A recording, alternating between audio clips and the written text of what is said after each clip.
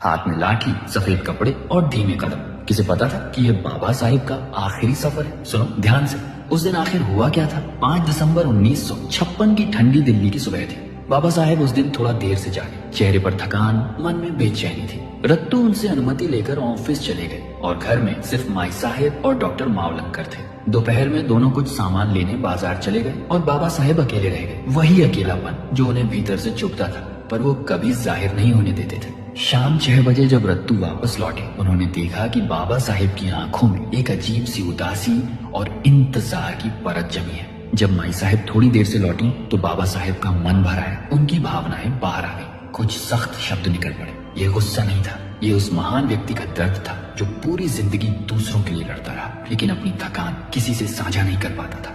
माई साहब ने कुछ नहीं कहा। उन्होंने बस रत्तू से धीरे से कहा कि वे कृपया बाबा साहेब को शांत कराने की कोशिश करें। रत्तू ने बाबा साहेब का हाथ थामा और उन्हें सहारा दिया, जैसे कोई बुझती हुई रोशनी को फिर से संभाल ले। कुछ देर बाद बाबा साहेब शांत तो हुए, लेकिन उनकी आंखों में उतरता हुआ सन्नाटा और थकान दिन ढलने के साथ और गहरा होता जा रहा था। रात के 8 बजे जैन समाज का एक समूह उनसे मिलने आया। तबीयत ठीक नहीं थी, फिर भी बाबा साहेब ने कहा, बैठिए बात करते हैं। करीब 20 मिनट बातचीत चली। फिर वे बाथरूम गए और लौटते समय रत्तू के कंधे पर हाथ रखकर धीरे से सोफे पर बैठ गए। उनकी आंखें बंद थीं, सांसें भारी और चेहरा इतना शांत जैसे कोई योद्धा अपनी आखिरी लड़ाई लड़कर बिल्कुल थक चुका हो। जैन समाज के लोग चुपचाप उन्हें देखते रहे। उनके सामने वो महान व्यक्तित्व बैठा था जिसने करोड़ों लोगों को इंसान होने का अधिकार दिया, और आज वही अपने अंतिम सफर के बेहद करीब थे। उन्होंने जैन समाज से किताब और निमंत्रण स्वीकार किया और बहुत थकी हुई धीमी मुस्कान के साथ बस इतना कहा, तबीयत ने साथ दिया तो जरूर आऊंगा। और उसी रात जब दुनिया सो रही थी,